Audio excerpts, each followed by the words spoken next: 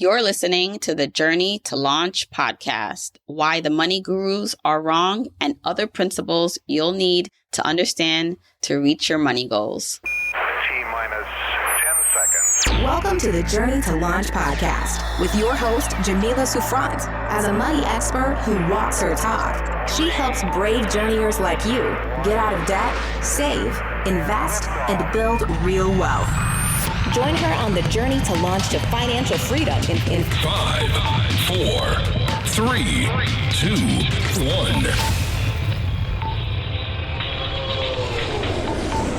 Hey, journeyers. Welcome to the Journey to Launch podcast.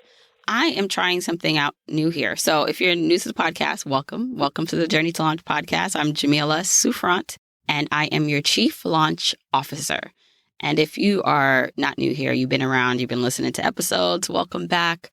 I don't know if I'm going to sound any different. I'm actually in my closet recording this episode because usually I recorded the podcast wherever, in the kitchen and in my room and very open space. But I'm trying my closet because I'm like, maybe this will be even a better sound. So I can't promise this will always be the way it will be, but let's give it a try. In this week's episode, I wanted to do a solo one. I wanted to talk directly to you. I know I don't do enough of them, but I promise I'm working on changing that. Things have been so crazy with remote learning and getting work done in life. And you know how it goes, journeyers.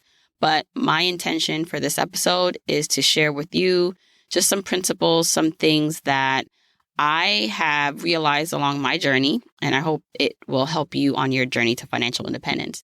I am so excited to announce a new sponsor of the Journey to Launch podcast, Digital Federal Credit Union, also known as DCU. If you couldn't tell already from the name, DCU is a credit union, and this relationship is special because I get to partner with a financial institution that gets it, one that I feel is in alignment for what myself and Journey to Launch is all about. I get to educate you and become even more educated myself on credit unions and why they are such a great option for your financial service needs. Unlike traditional banks, credit unions are not-for-profit financial cooperatives owned by and operated for members. You're not just a customer when you bank at a credit union, you are considered a member. Credit unions are not-for-profit financial cooperatives that serve groups of members who have something in common, such as employment at a company, membership in an association, or residence in a particular geographic area. They are democratically owned and operated institutions rooted in people helping people principles. Each member has an equal vote regardless of how much he or she has on deposit. Compare that to mutual banks, where the amount on deposit determines the number of votes a customer receives. Since credit unions have no outside stockholders, after reserves are set aside, earnings are returned to members in the form of competitive dividends on savings, lower loan rates, or additional services. When banking with a credit union like DCU, you are joining an institution committed to putting people first and making a difference in the communities where their members live and work. DCU has over 850,000 members nationwide. It's a win-win situation, a win for your wallet and a win for your community. So as you can see, this is an exciting partnership for myself and Journey to Launch. You'll be hearing a lot more about credit unions, specifically DCU, over the next few months. I even decided to walk the talk recently and signed up to be a member of my own local credit union, MCU, and I opened up a savings account. It was super simple to join and took about 10 minutes to complete the online application, and I did it all from the comfort of my home. If you're interested in learning more, go to dcu.org and keep a lookout for more content educating you about credit unions and DCU on the Journey to Launch podcast. Plus, stick around to the end for a new segment we're adding to the end of the show called the DCU Money Tip of the Week, where I'll be sharing money tips to help you save and manage your money so you can reach your goals. If you want any of the episode show notes too, wherever you listen to this, there should be a more or description that you can click on, and that will take you to the website where you get even more links that may serve you and help you out. Okay, so here's what I wanted to do.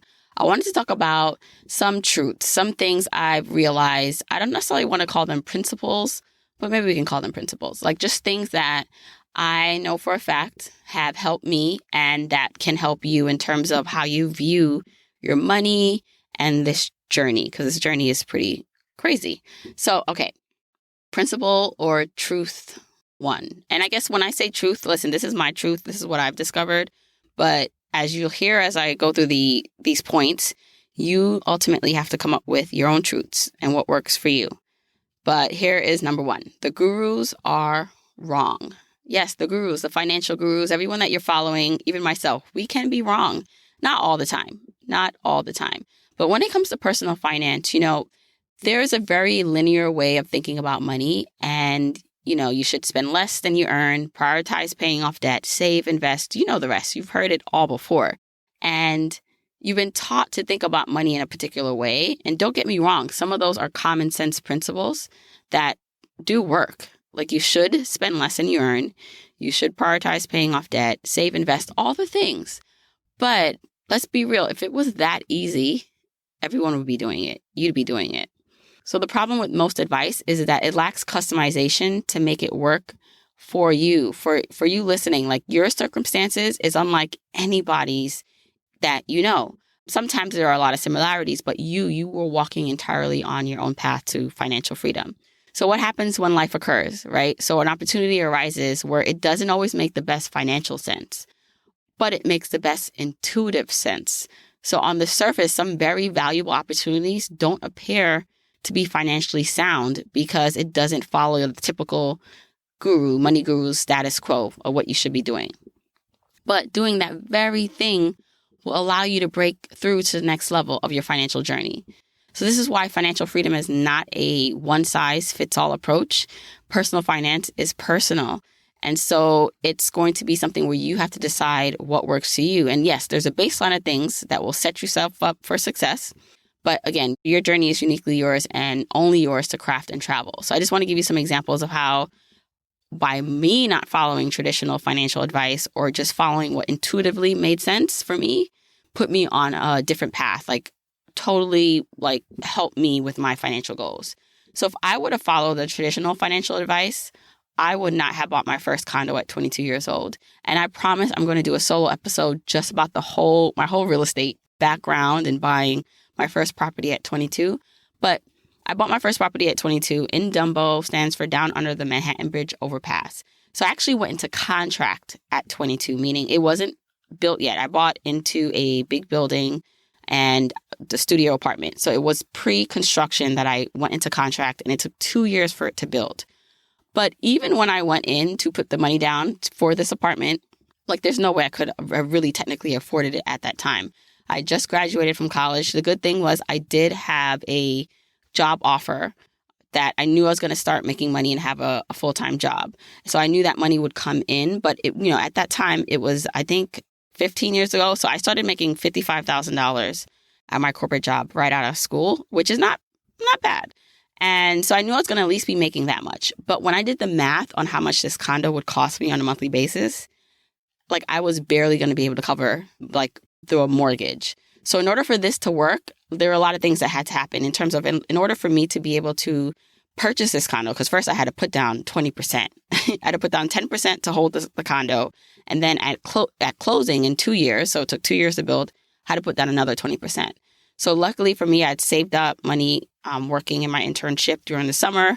My mother also gifted me, God bless her, money for towards his first 10%. And then I know I had 2 years to save for the remaining 10% that I had to put down to actually get the condo closed. And I needed closing costs. And so when I did all the math, it was very tight to be able to do this at 22, 23, 24 years old. Because that's around the age that I was doing all this, right? And then even more than that, it was how would I upkeep this apartment? Because when I did the math on how much I'd bring home, it was I probably cleared the mortgage after paying the mortgage $200. So the other thing I had to do was really save to cover my living expenses once I moved in. So following the traditional guru's advice, this would have been a very bad idea. I will say, even though I need to save this for that solo episode on this, that even when I went for the mortgage, it was right around the time of the craziness of the real estate market where people were giving out no loan documents. You can basically get a loan with no documents. You didn't have to prove your income or anything. And that worked for me because when I went to go get my mortgage for this condo, again, I was barely able to really cover it with my income, but they didn't require any documents. So I was able to just, tell them my income and all these other things, and they gave me a mortgage. So I was one of the people that benefited from no loan doc mortgages at that time.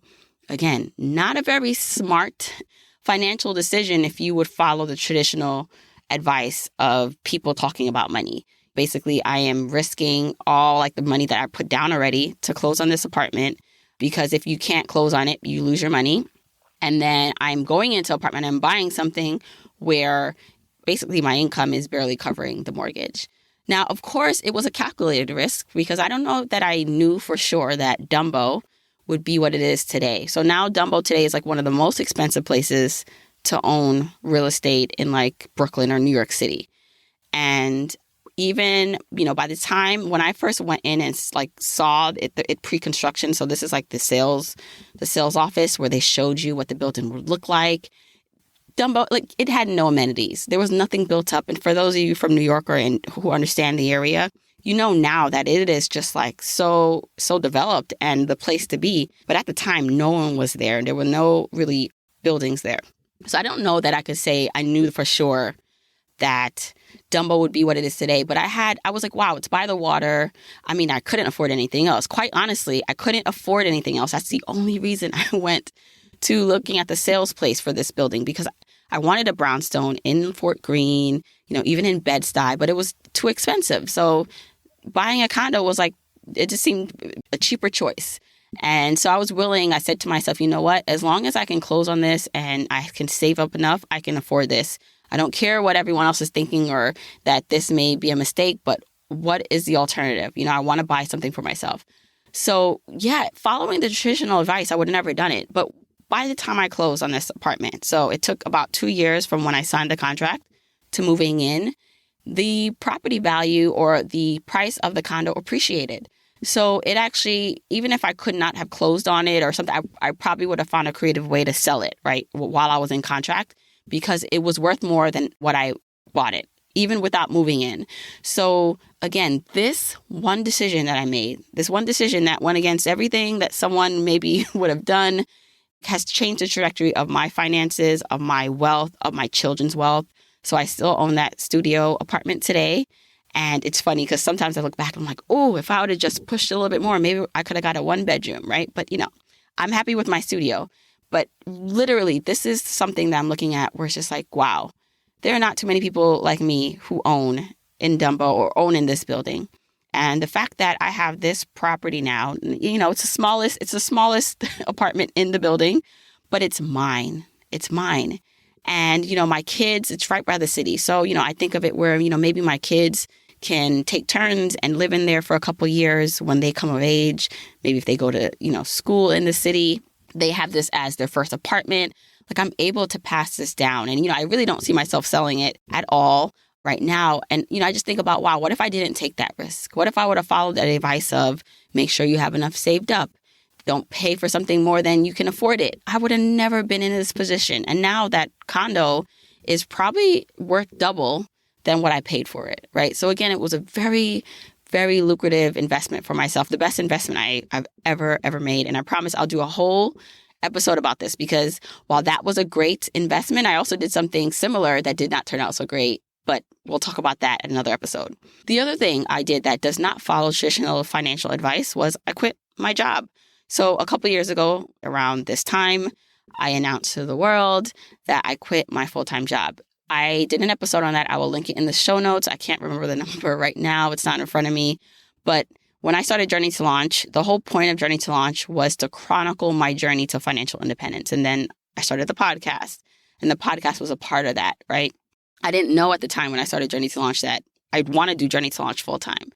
But as I started to do more of this stuff on the side, I saw that this could literally be what I do to reach financial independence. So instead of going into work every day and then, coming home, and I had a long commute. And then to add on that, I was pregnant at the time when Journey to Launch was picking up and I already had 2 kids.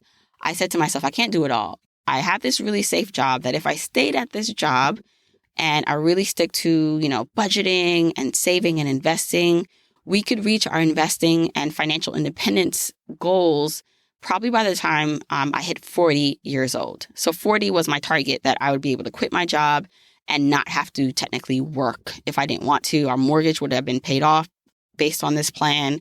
So our highest expense would not have been something we'd had to worry about.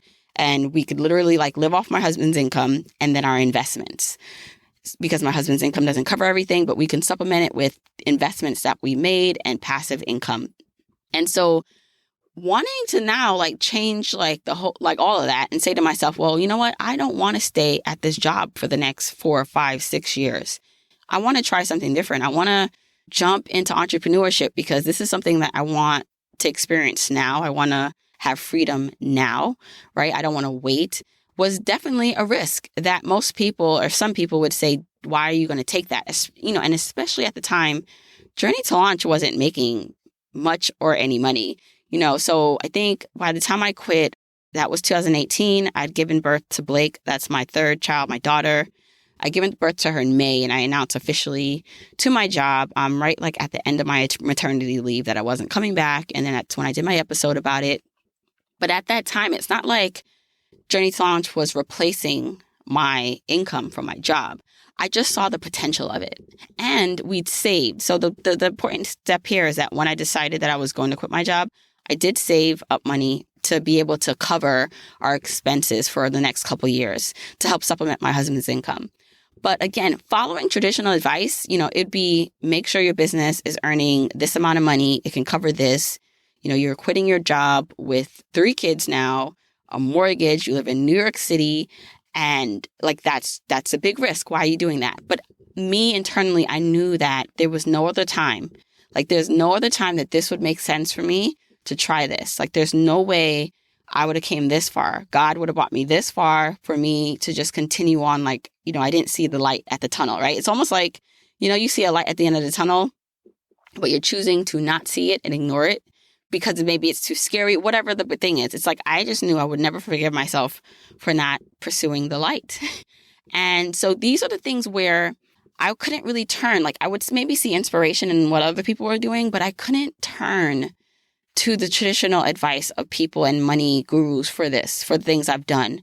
But those, I would say, big things I've done, you know, bought the Dumbo condo and quit my job, have been the things that have put me on, I think, an accelerated path. Not I think, I know, an accelerated path to freedom, to financial independence. And so this is something that I'm encouraging you to do. While there is things that they're going to be baseline things that standard advice that you should follow, that your financial freedom journey will be different. And you have to create a flexible framework that allows you to take measured risk and make financial decisions that work for you.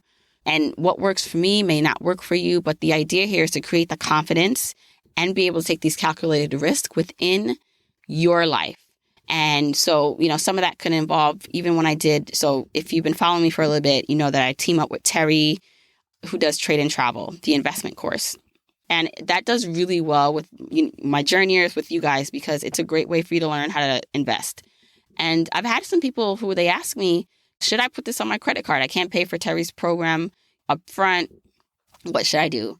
And I always put it back on them. Even my sister, if you know, she was on the podcast talking about she took Terry's course and she put it on her credit card. And I would say this, you know, like this is one of the things. If you are in dire need and you have to, like, you can't pay your grocery or your rent money, no, that's not your first priority, is to look into buying a course at this point or investing in this way. But if you know, if you feel it in the bones of your spirit, is that even a right way to say it? If you feel it, that this is something that you need to do. And that's, you know, I would say in both of the instances where I took my risk, and oftentimes when I hear people take risk, they say like, it was almost like they could not do it. It was pulling to them. It would be like if they didn't do it, they'd be up at night thinking about it. And so I say that like when it's too much, like you don't know what to do, then it's possibly something you shouldn't do. But if it's something where you're like, it's calling you, you know, you're going to be committed to the process, right? Like you're not going to give up. Then you have to make the decision, right? Of if you're going to put something on your credit card, that if it's going to be worth it to you, that you're going to put in the work. And so again, there may be some people where it's like, no, putting it on your credit card is not a good idea. Buying a house or a condo where you can barely afford the mortgage is not a good idea. That's definitely obviously going to be truth for a lot of people. But then there are going to be these little pockets of people where those opportunities right there that's what's going to be something that's going to change your life forever. So you have to create the framework in which you feel confident to make those decisions and understand that if those things fail for you, if they don't work out for whatever reason, that you'll still be okay. That inner confidence then allows you to take these measured risks and to understand what you're doing. So that was number one. That was a long number one because I went through some examples, but the gurus are not always right. You have to create your own path and take measured risk and figure out what that is. Number two, it's not a knowledge problem. So you most likely know what you should be doing to reach your goals in terms of all the standard advice, right? I kind of listed them in the other point. You know that you should budget, earn more money, break bad habits, instill better habits. The internet is filled with millions of articles, and there are a million of podcasts. You probably listen to so many of mine that talk about a lot of this. And so it's not that you don't know what to do.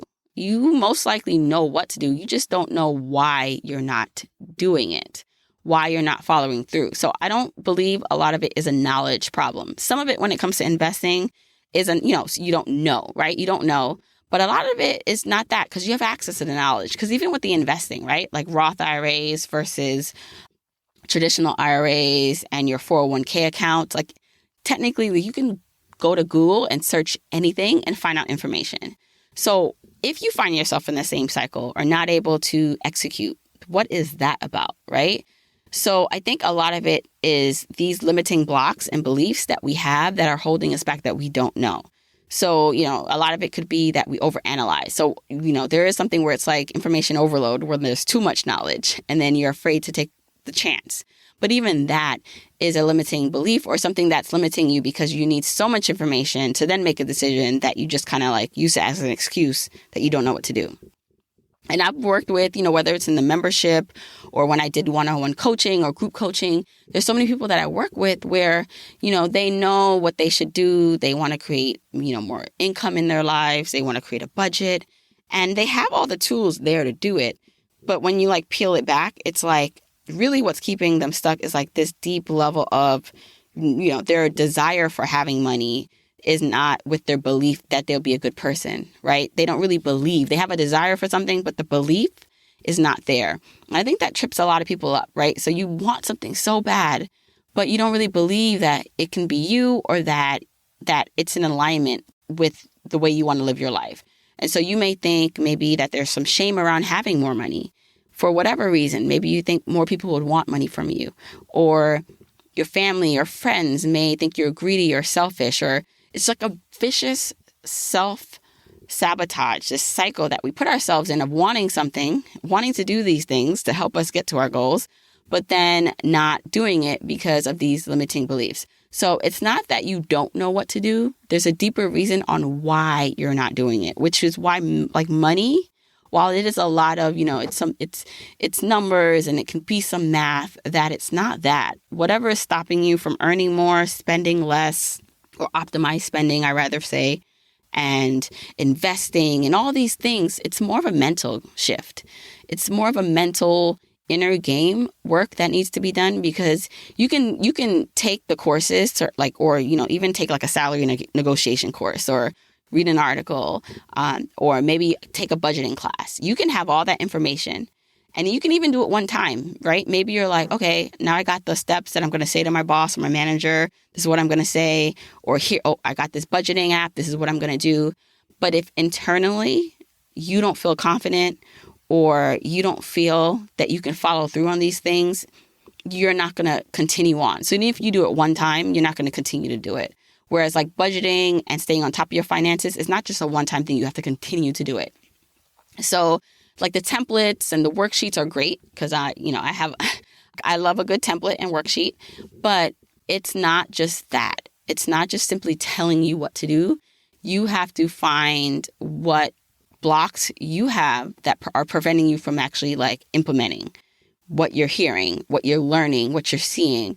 So the knowledge is one thing, but don't have that be your excuse because we can all access the knowledge. It's not that. And to be quite honest, being good at money is not you don't have to be good at numbers. It's really your mindset and your habits. So breaking down the inner work or the inner blocks are going to be really important for you to get to your goals. So again, number 2 was it's not a knowledge problem. Okay. Number 3, you have more money than you think. I know you're like, really, Jamila, if I had more money, then like, why would I be listening to you right now? But I'm serious. Like, you have more money than you think. So this is more about the opportunities that are right within your grasp that you can't possibly see yet. And whatever, maybe you don't see them yet because you can't, your focus is elsewhere, or they don't look like opportunities just yet. And you can simply just can't see them because, one, you may also be just overwhelmed with life. That happens often. And, I experienced that myself, even where it's just like, there's opportunities that I could actually take, but I'm like, I don't have the capacity, right? So I don't even look that way at them because I'm just like, I don't have the time or energy to pursue that. But when you can lift or lighten your load and understand that there are things around you, there are jewels waiting for you to discover right from where you are, that can help you. So, and I'm not talking about like, I know right now that, we're in trying times and some people are unable to pay their bills, and really it's hard to just get by. And I'm not talking about like that, because I do believe this is a true issue for a lot of people. And, I understand that, but I'm talking about more than that. If you're past the just getting by stage and, you have a stable, quote unquote, stable job, and you make decent money, maybe there's a little left over, maybe there's hardly anything left over. There's more opportunities, more things right in front of your nose right now. I just want to give an example. So for myself, when I first discovered financial independence and the FIRE movement, we were like probably living the typical American life in terms of at this point, we already had our home that we live in now. We had our cars, I believe, still. Maybe we were in the process of like downgrading them or switching them out. But we were making decent money, right? So I was earning 6 figures working in corporate America. My husband's a teacher, but with his overtime and his coaching and all these things he was doing, he was earning 6 figures. So together we made a good salary. But we were also, while we were never like horrible with money, so I'd say that, we always did pay our credit cards. We weren't really racking up debt monthly. We were able to pay our bills. We weren't investing in saving. We were barely doing that. I think I was putting like just enough to get the company match. My husband, he was like probably doing not much at all, I believe, at first. And then I found out about the FIRE movement, and I'm just like, wait a second. There are people saving and investing and maxing out 401ks. And then I heard Ed, the Millionaire Educator, he was on the podcast. And I first heard him on another podcast, and he said like him and his wife, because they were both teachers, maxed out their 457 plan. So they had access to a 457 plan and their 403B plan. So they were putting away like over half their like money every month into these investment accounts. When I heard that, I was like, oh, wait a second. We are hustling backwards here, So I told my husband we had to find a way to like be able to max out at least minimum our accounts. And we were able to do that. And it's crazy. Like people ask me all the time, like, how did you go from maybe saving so our first year that we were intentional about this, we saved and invested $85,300. And then the following year, we saved and invested $84,100. But before that first year, we probably saved and invested, I would say, a fraction of that. Because a lot of the money that we saved and invested did go into our retirement accounts. But before that, we were hardly investing in it. And even then, like those years, I didn't feel like we were rolling in the dough. So where did that extra money come from? And it really came from just like shifting our priorities. Like, we did in the middle of that, we changed cars. So my husband had a very expensive lease for a car, and he was spending a lot of money a month on that. I also had a luxury vehicle that had at that time, the maintenance was like worn off on it. So it was started to cost money to maintain it. We got rid of that. That helped with our monthly bills. But then the most important thing we did was get a budget. We got a budget and prioritized things. So instead of, saving what was left after we spent money, we made saving and investing a priority. And so money started, we made a plan, and we said to ourselves, okay, we want to max out our retirement accounts. That's number one. Whatever comes home after that, that's what we have to work with. So there's no longer this big pot that we, take from, spend and, pay bills and go out to eat. And then, that little bit at the end of the pot, that's what we save. It was like, nope, We're going to save and invest aggressively. So let's put as much as we can before we even get our check. So that's that pre-tax stuff that directly comes from your check. Then, we got to pay our expenses that are important to us that we need to live. So the mortgage, the groceries, all these things. But even those like things, right? The rent, the mortgage at the time, that's fixed. But the groceries and the household goods and the things that we need to do to survive, let's put limits on that. Let's not just like spend and then look at it later or not look at it at all and wonder what happened. And that's what we did. So finding more money where you are or having more money than you think is a shift on goals and priorities. Our goal now was to save and invest. That's it. I was so intense about reaching financial independence at the start of this in a short amount of time that that was it. And so right now, if you are in the position, again, I'm not talking about if you are struggling. I mean, even if you are struggling, I want to challenge you that, you can do better. You are on this journey with me. Like, I'm not leaving you behind.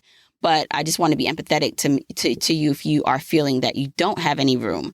But I'm going to challenge that many of you listening, you have room right now to do something different or to think differently or to switch something around. And, quite honestly, it can be something as small as like having more money than you think could be as small as you switching, like you have savings account, right? And maybe you have a traditional savings account. You have like $10,000 in it, which is great.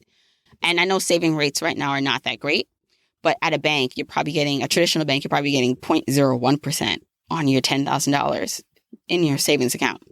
Switching it to a high yield online account or an online bank, again, rates are not crazy high, and I can't even tell you what rates are now, but you can maybe, instead of earning 0.01% on that 10,000, earn 1.5% or 2%, which I know for some people it's just like, oh, what's an extra $20, $30, and I don't even know if that's the math on that. But it's money. It is money. And there's some things where you have to do like, okay, does the time it take to like research and to make the transfer and do that, is it worth it? And there are some times where it's not, and there's some times where it is. But sometimes seeing more opportunities and switching your goals around to put really what matters to you first, and then just like taking action will allow you to see and unravel money that you didn't know that you had. And some of it is just like by switching accounts. Some of it is by like making something automatic. And you'd be surprised at how much more money you have accessible to you that you don't know. It's right under your nose. So in order for you to get to where you currently are, to where you want to be, you'll have to just look at things differently. You have to be willing to see the opportunities and the obstacles and leverage where you are right now to get to where you really want to be. Okay. Point 4 or principle 4, buy more shares of you. I've talked about this on the podcast before. I'm so passionate about this. When we talk about investing and reaching financial goals, most of, the people that you may listen to, they will talk about investing in the stock market or real estate or something else, which I totally get, right? Like I just said that real estate was one of my best investments. But honestly, like I am my best investment. I think back that my mom, like, thank God, like and I know she listens to this. Hi, Mom. She like viewed me as an investment. She poured so much into me. And I say this for like moms, especially if you feel like, so my mom was a single mom. She didn't really have much resources while she was raising me. And so she viewed me as an investment and she poured into me a lot of love. So it wasn't even as like pouring in money into me. I didn't have all the latest things and all these things like that were more superficial, but she poured so much like knowledge and attention in me that I feel like that has created like the Jamila you see today. And so for the moms listening, it's a little tangent now, especially single moms, because my mom was a single mom, is that if you feel like you're not obviously in the position to do a lot with money for your kids, that you can put your kids in the position to accomplish what you want to. And not only that, because I would say this about my mom, even though like she poured so much into me and she had to delay or she didn't have much herself, she right now, because she poured into me, I did well. So I'm not like a leech. I don't need to, to go to her for anything. She also in the same time was bettering herself and she's put herself in such a better position now. So, and she's fairly young still. She's in her mid 50s and she's doing really well for herself. And so I just say that when it comes to investing in yourself, don't always look at it as investing in like the stock market or real estate. Moms that come to me and say, hey, I want to start, investing for my kids.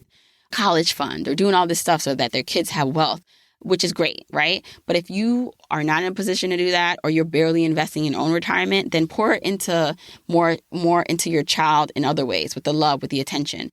And so that really goes into the buying more shares of you, meaning like now for yourself, how can you do that for you? How can you show yourself or have a bigger return on any investment you make? Because, like if you look at like the annual return of the stock market from its inception. So let's just say you're investing in stocks and you're investing over time, right? Like the investment could be like 10%. I think that's like the annual rate. I could be wrong, like over like the inception of the stock market. But when you like invest in yourself, there's no way to measure the return. When I think about the programs I've invested in terms of business development for Journey to Launch and myself as an entrepreneur, even before that, just like personal development stuff, investing in time away, in terms of like self-care and all these things, my knowledge and skill set, all those things, like I can't even directly sometimes measure the return, because those things have allowed me to have the confidence, the chutzpah, is that how you say it? The education to take some of the risk that I've taken, to take some of the action. And those actions directly do result into more money, into more opportunities. And so you have to learn how to separate, yes, investing in the stock market and your retirement account and real estate, but really set aside some money and set aside some time to invest in you, because the amount you can make on yourself is like limitless. The possibilities are endless. The unique thing about it is like, if there's a stock market crash, the stock market's been like going crazy, obviously for the last few months. The real estate has the potential to go crazy. There's a crash. It can wipe out your entire portfolio or your equity, right? For a period of time, not forever, but it can knock it out. And then now what, right?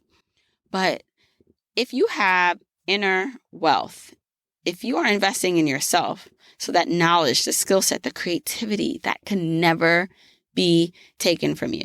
You hear sometimes like if a millionaire, like someone who becomes a millionaire or has a lot of money, you can take that all away from them and they will most likely become millionaires again because of who they became. Like the information that it took, the journey it took for them to be that is like something you can never take away from them. So you can take away all their physical possessions, but you can't take away who they are.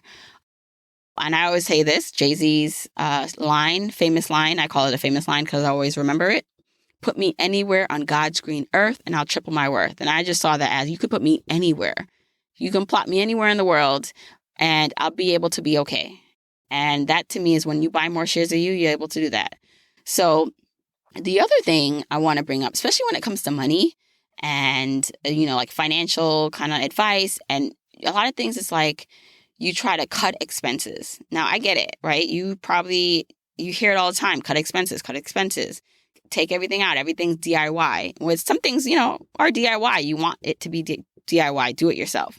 And this can work for a lot of people, but I gotta say it doesn't work for most people that at least I've come in contact with. So when I say like DIY, I mean like Googling like articles, which you have all access to, listening to free podcasts. Amazing. I've gotten some amazing people saying how much they've been able to do just by listening to the podcast. And I'm like, yes, this is amazing. And then I feel like there's a segment of people who are listening. Maybe it's you, maybe not. I'm not trying to call you out. But it's like you have all this and it's like, now what? Now you got to implement, but something's still holding you back, right? And so a lot of times it may be because you're afraid to invest in that thing, right? Or afraid to get the support you need. Or the free resources it calls you more. But I got to say, I've always saw that like I've taken things more seriously, when I paid for it. And the more I paid for things, the more I take it seriously. So like if I paid $10 for something, if I miss it or I don't follow through on it, it's like, it was $10. If I pay $1,000 for something, you best believe I'm going to show up. Not only that, but when I put down that money, when I made that purchase or I bought that course, I already said to myself, I'm committed. Because if I wasn't committed, I wouldn't have paid the money. And so it's that transformation in investing in yourself, in buying more shares of you.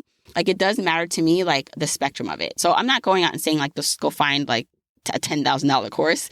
I'm not saying that. What I'm saying is really take time to get resources, Free, of course, right? Free is great, but also paid ones that can help you, right? Paid ones that actually can get you closer to your goals. So whether that's learning how to invest, whether it is budgeting, whether it is maybe something you need for your job, something, what is it that you can, if you're paying for it, you're going to be committed and you're going to actually implement. And to me, when you pay for things, when you buy it, you're buying into it because you believe you're going to do it. And because if you don't do it, that's really money on you that you're not really utilizing. So I want you to think about really how you invest. And the realization here is that you really have to get that idea of that investing is not just outside things. It's really you. Okay. I think we are now up to point 5. This is my last point. My number 5 is that you have to get the right support and you have to get customized help and a community to support you. So right support looks like different things. Let's talk about like the different levels of support. You can have community support, which I think is extremely like important. And it's funny because like your community could be people like where it's like direct contact, where they know you and you know them. And it could be direct family members or friends. And it can be online. I always bring up like the internet is a crazy world, but at least it's good for if you want to meet and see other people doing things that encourage you.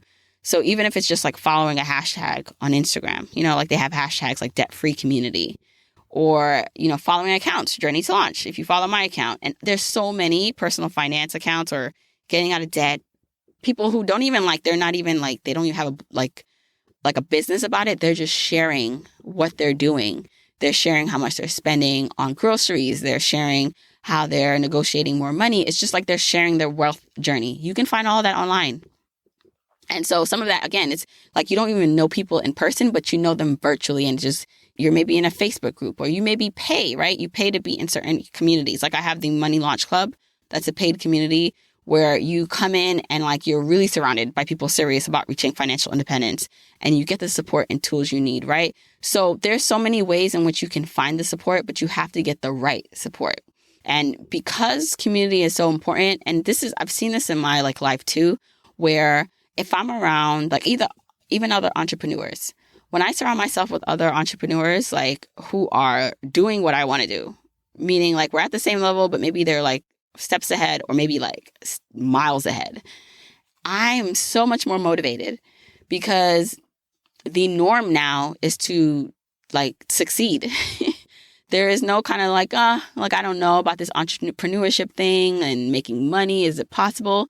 It's like I'm seeing people around me like earning 6 figures, 7 figures, breaking barriers, writing books. I'm just like, okay, that's the norm. That's something I can do too. Let's do it. I'm so motivated. And so it works in any area of your life. It's finding the community and support you need. And again, taking it back to the other points, like not being afraid to invest in it if you need it. Not also, even though you're in a community and you have support, while what they're doing is working and you should take into consideration if, you know, someone has more knowledge than you, it's like ultimately it's all going to fall into your lap, into your hands, your future. You're the only one in charge of it. So understanding what works for you and knowing when to take advice and knowing when not to is critical. That's the only way really it can work.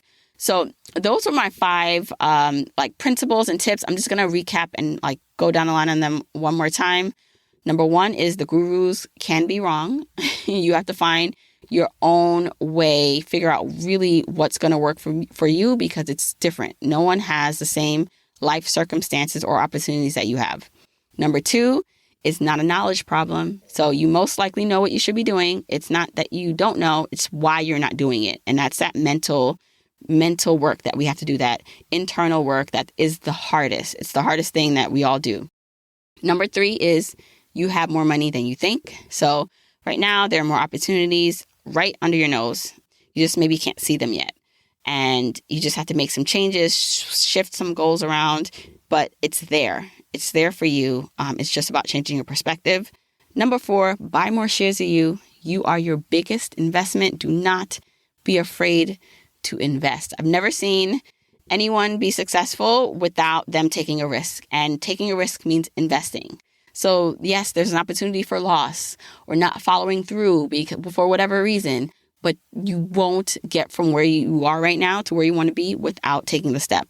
And taking that step involves risk. And so doing that means buying more shares of you, not always investing in outside things. Number 5 is get the right support. So whether that's community support, whether that is investing in a coach, don't be afraid to get the right support, to learn from people who are also on the journey with you. Community is important. Resources are important. So I hope that helps you. I know that these things, when I think about them, when I think back on how I've gotten to where I am today, those have been big parts of it. Understanding those principles have been very important. I also want to just remind you, depending on when you're listening to this, Journeyers, my FI course, my 10 Steps to FI course is now open for enrollment, but doors are closing pretty soon, depending on where you hear this episode. So check us out. They're open from October 23rd to October 29th. You can join us right now at journeytolaunch.com/FI course. And if you want the episode show notes, so I know I reference a couple episodes in here that you may want to listen to. I will link that in the show notes. Just go to more wherever you listen to this and it should take you there. And make sure you're following me on social media. I'm at Journey to Launch. Let me know what you thought of this episode. Let me know if you thought of a principle that stood out for you or something that I said. I always love to see that. Tag me at Journey to Launch so I can see it and repost it and respond. And yeah, that's all I got for you this week, Journeyers. Okay, as promised, I am introducing a new segment sponsored by DCU. And it's going to be called DCU Tip of the Week. Sometimes I include 1 or 2 or 3 tips. It depends. The goal of this is to be short and sweet and just give you some quick wins for your money. So let's start it off. The tip for this week is seek out free or low-cost entertainment. So although fall events such as the harvest festivals and haunted houses may not be happening as they used to before the coronavirus, there's still time to celebrate in the season while maintaining social distance. Local farms may offer pick your own apples and pumpkins with safety protocols in place. A walk or hike to see nature's changing colors can also be free. I, for one, have discovered a marvelous trail and park not too far from me, so I enjoy now taking the kids on a walk or running myself there. If you follow me at Jamila Souffrant, you'll see my adventures when I go running and walking on the trails. Okay, that's DCU Tips of the Week. For more tips on how to improve your money, go to dcu.org. If you want to check out the episode show notes, that's where you can get links to anything that's mentioned and even get a transcribed version of this episode that you can read. Go to journeytolaunch.com or click the description of wherever you're listening to this episode. Now, you can also still grab your free Journeyer Jumpstart Guide by texting LAUNCH to 33777 or go to journeytolaunch.com/jumpstart. Don't forget, now's your chance to join us at the Journey to FI 10-Step course. We are enrolling right now, but doors close pretty soon. So join us at journeytolaunch.com/FI course. If you want to support me and the podcast and love the free content and information that you get here are 4 ways that you can support me and the show. 1, make sure you're subscribed to the podcast wherever you listen, whether that's Apple Podcasts, that purple app on your phone, your Android device, YouTube, Spotify, wherever it is that you happen to listen, just subscribe so you are not missing an episode. And if you're happening to listen to this in Apple Podcasts, rate, review, and subscribe there. I appreciate and read every single review. Number 2, follow me on my social media accounts. I'm at Journey to Launch on Facebook, Instagram, and Twitter, and I love interacting with journeyers there. 3, support and check out the sponsors of this show if you hear something that interests you. Sponsors are the main ways we keep the podcast lights on here, so show them some love for supporting your girl.